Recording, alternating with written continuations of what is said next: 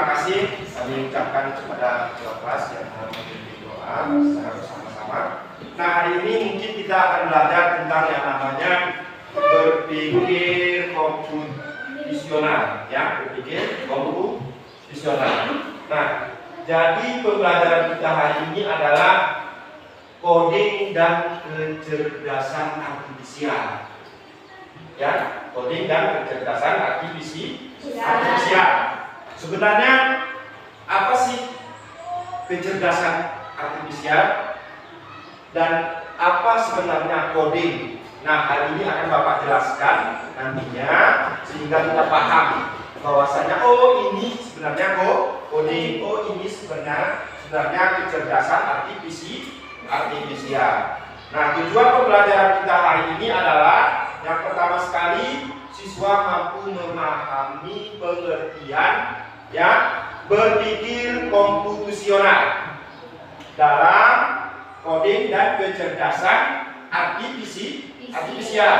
Dan yang kedua siswa mampu menerapkan ya kecerdasan artifisial dalam kehidupan sehari-hari.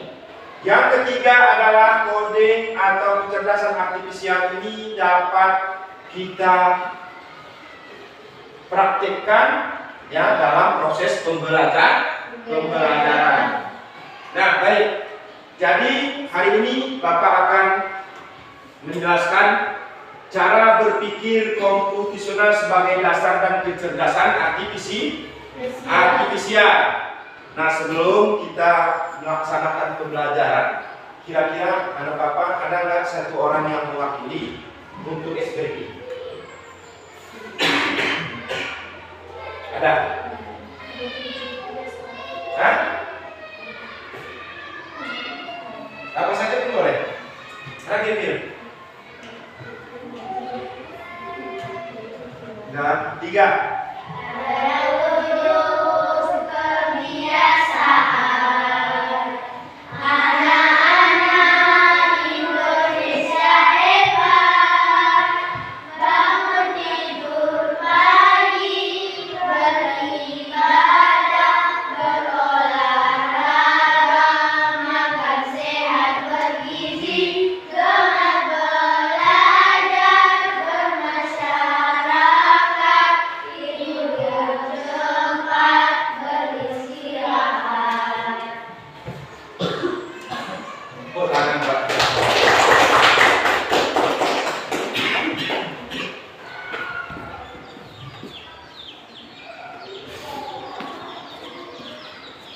Nah, baik.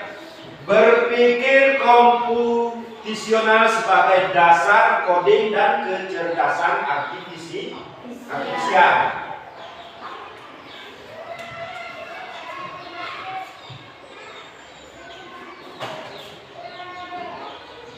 Nah, apa itu berpikir komputasional? Berpikir komputasional adalah cara kita menyelesaikan permasalahan dengan logis, ya, menyelesaikan permasalahan dengan logis. Apa itu logis? Logis itu adalah masuk akal, ya, masuk akal, teratur, sistematis, persis seperti cara komputer bekerja.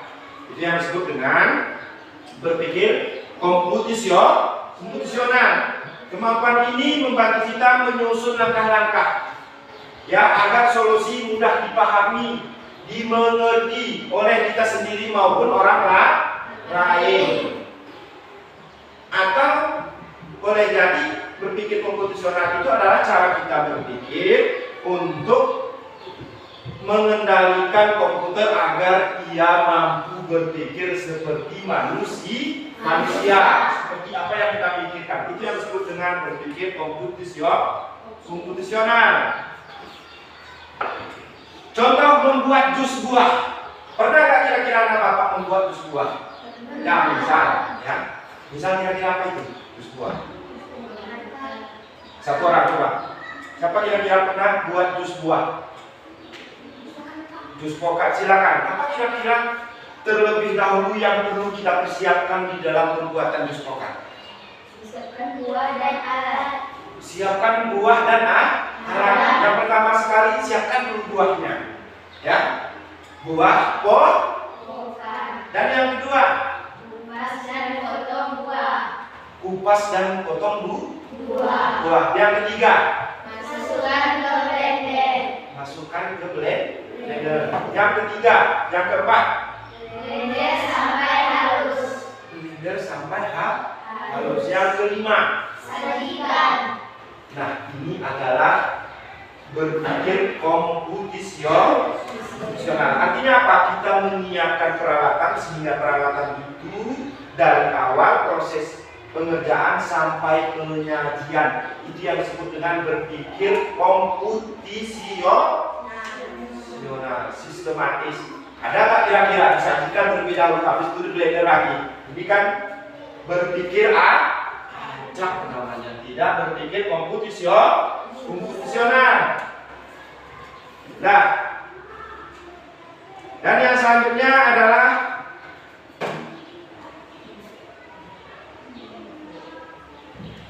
mengapa berpikir komputasional itu penting? Ya, yang pertama, satu menyelesaikan masalah. Apa itu masalahnya? Masalah seperti tadi, kita kepingin makan jus mangga misalnya. Maka kita harus berpikir, kita selesaikan permasalahan tersebut sehingga hal itu dapat dinikmati.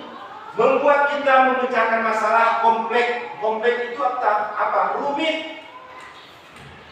Bertemu kita pikirin, tapi setelah kita berpikir komputasional, maka yang permasalahan yang kompleks, yang rumit itu dapat kita pecahkan menjadi bagian yang lebih mudah. Nah, lebih mudah menemukan solusi dengan cepat. Itu yang disebut dengan berpikir komputasional. Yang kedua adalah mengembangkan keterampilan. Ini yang disebut dengan mengembangkan keterampilan. Jadi hari ini adalah berpikir komputasional itu adalah cara kita untuk mengembangkan keterampilan kita untuk berpikir. Dan yang ketiga adalah fondasi coding. Fondasi coding dan kecerdasan artifisial. Nah, jadi fondasi coding ini adalah cara manusia. Coding adalah cara manusia berkomunikasi dengan komputer. Pernah menggunakan aplikasi yang namanya Cici? Ada? Pernah? Cici itu bekerja ya robot sebenarnya atas perintah kita sendiri. Hai Cici, bolehkah kamu perkenalkan diri kamu? Dia langsung berkata, ya, langsung mengucapkan apa yang kita minta. Itu yang disebut dengan coding. Coding itu adalah bahasa yang kita gunakan. Hai Cici, bolehkah kamu membuatkan saya resep makanan yang enak? Langsung buat keluar. Itu yang disebut dengan coding. Nah, percakapan manusia dengan komputer. Apa itu kecerdasan artifisial? Kecerdasan artifisial itu adalah kecerdasan komputer mengolah data. Apa yang diminta oleh manusia, maka dia akan menyelesaikannya.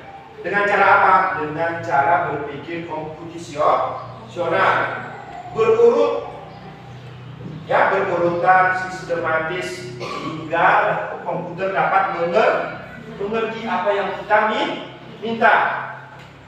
Dan yang selanjutnya, siap menghadapi masa depan.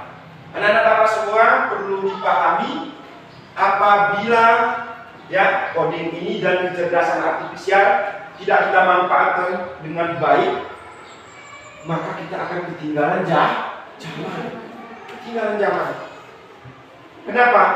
Karena coding ini adalah atau kecerdasan artifisial mampu menjadi asisten kita, mampu menjadi asisten dalam kehidupan kita sehari-hari, baik dalam penyelesaian masalah,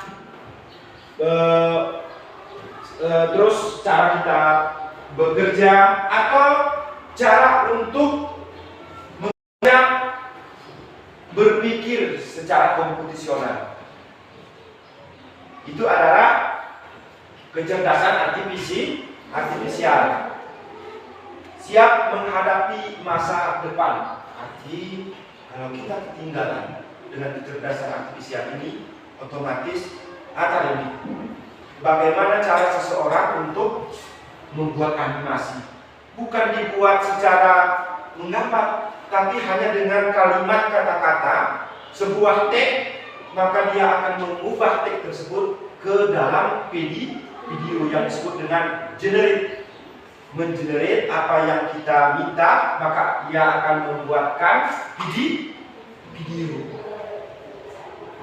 Nah, yang selanjutnya adalah prinsip utama berpikir komputasional. Yang kenapa gelap ya? Memang seperti itu. Yang pertama adalah dekomposisi, ya. Dekomposisi memecahkan masalah besar. Misal matematika. Jadi matematika ini kan kita belum paham sebenarnya. Tapi dengan menggunakan coding atau kecerdasan artifisial, maka mereka dapat menyelesaikan permasalahan tersebut dengan mudah. Yang kedua adalah pengenalan pola, mencari kesamaan. Jadi coding ini adalah berpikir komputasional ini adalah mencari kesamaan, pengenalan pola. Polanya apa yang kita minta, maka itu yang keluar. Yang kita minta gambar, maka yang keluar adalah gambar. Nah, dan yang ketiga abstraksi, memilih informasi penting. Dan yang keempat berpikir algoritma, menyusun langkah-langkah yang jelas. Artinya bagaimana resep makanan yang kita minta kita susun, buatlah saya. Apakah kamu dapat membuatkan resep untuk saya? Tentu, kata si kecerdasan artifisial. Maka kita tanyakan lagi, buatkan saya resep makanan rendang, ya, rendang asli Padang misalnya, secara komplit yang enak, yang betul-betul mirip dengan yang di restoran. Maka ia akan membuatkan resep makanan itu yang disebut dengan algoritma, berpikir secara jelas. Dan selanjutnya berpikir komputasional dan coding. Apa itu? Dikomposisi mirip dengan memecahkan masalah yang besar, sama seperti tadi ya. Dan yang selanjutnya berpikir komputasional dan kecerdasan artifisial. Ada kita lihat gambar? Ada ya? Hari ini gambar apabila kita masukkan ke dalam coding atau kecerdasan artifisial, dia dapat mengubah gambar tersebut bergerak. Atau kita memasukkan gambar kita akan berubah menjadi orang yang dapat bergerak atau berbicara. Kan luar biasa itu ya. Dan yang selanjutnya menerjemahkan bahasa. Jadi kalau kita hari ini tersesat, kita pergi misalnya, kita berandai-andai, pergi hari ini ke contoh negara tetangga, ya, negara tetangga. Kemana? Misalnya ke Singapura kita main-main, kan dekat ya sama Indonesia. Tapi kita tidak bisa berbahasa Singapura, maka kita dapat menggunakan kecerdasan artifisial. Kalau kita nanti berjumpa dengan seseorang, hai, apakah boleh saya bertanya, ini jalan apa? Langsung kecerdasan artifisial mengartikan dan berbahasa apa yang kita minta. Nah, dan yang selanjutnya adalah konsep penting dalam coding. Yang pertama input. Apa itu input? Anak bapak tahu apa itu input? Rizka tahu apa itu input?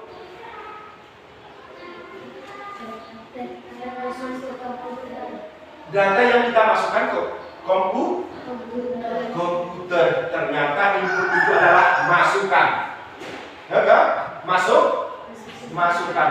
Sama seperti yang Bapak bilang tadi, saya ingin kamu membuatkan resep makanan atau membuatkan resep jus.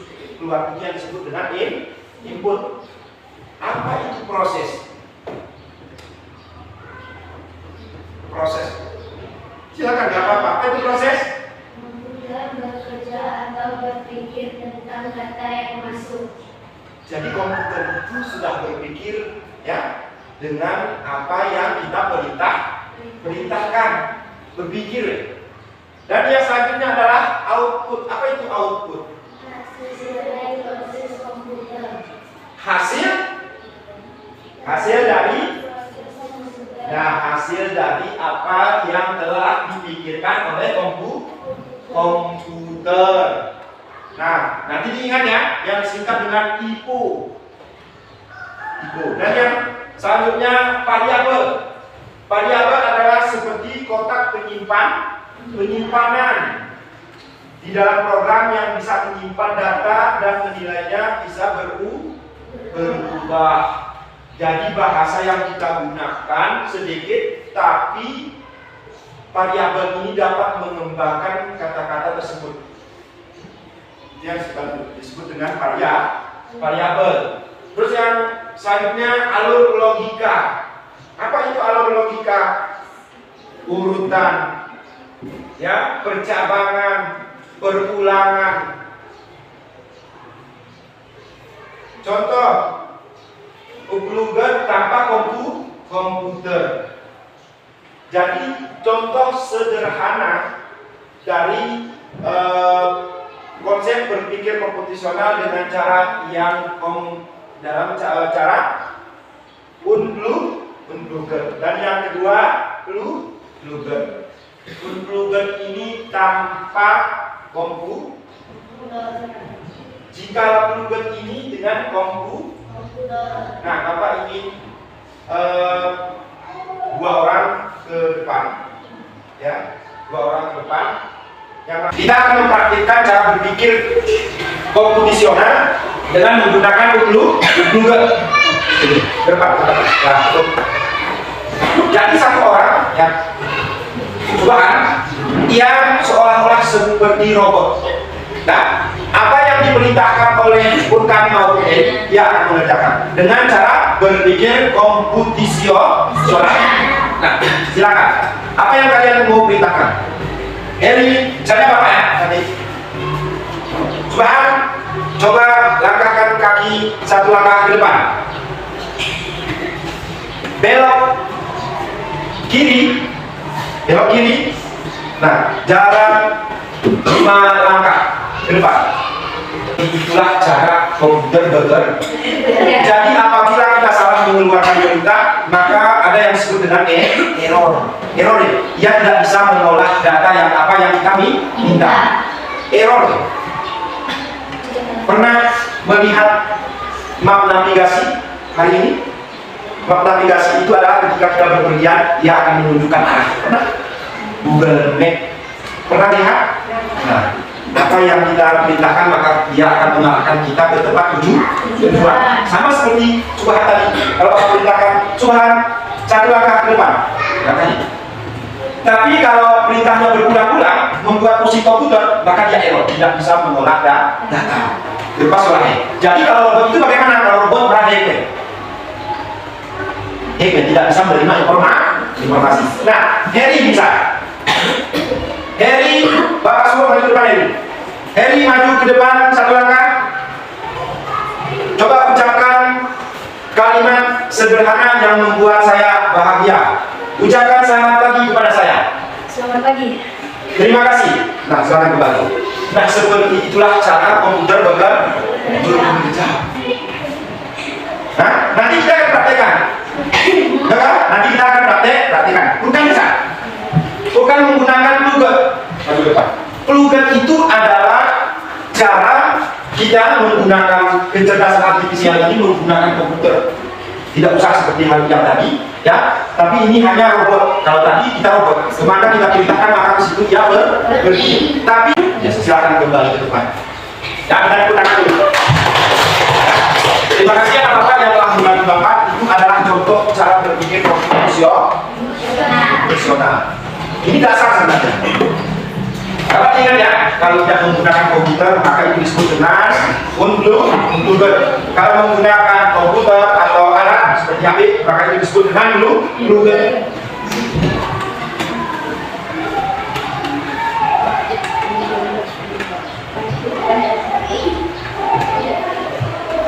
Nah, mungkin itu saja yang dapat Bapak sampaikan ya di dalam pembelajaran hari ini. Jadi kita masuk ke dalam, tadi sudah teori, hari ini kita masuk ke praktiknya. Ya, praktik. Kita silakan kita berdiri terlebih dahulu di bangku masing-masing. Satu orang, kita SPG ya, biar semangat ya, biar semangat. Pakai gaya SPG kita? Hah? Kalau kita senang, ya. Kalau kau senang. Coba pimpin, 1, 2, 3.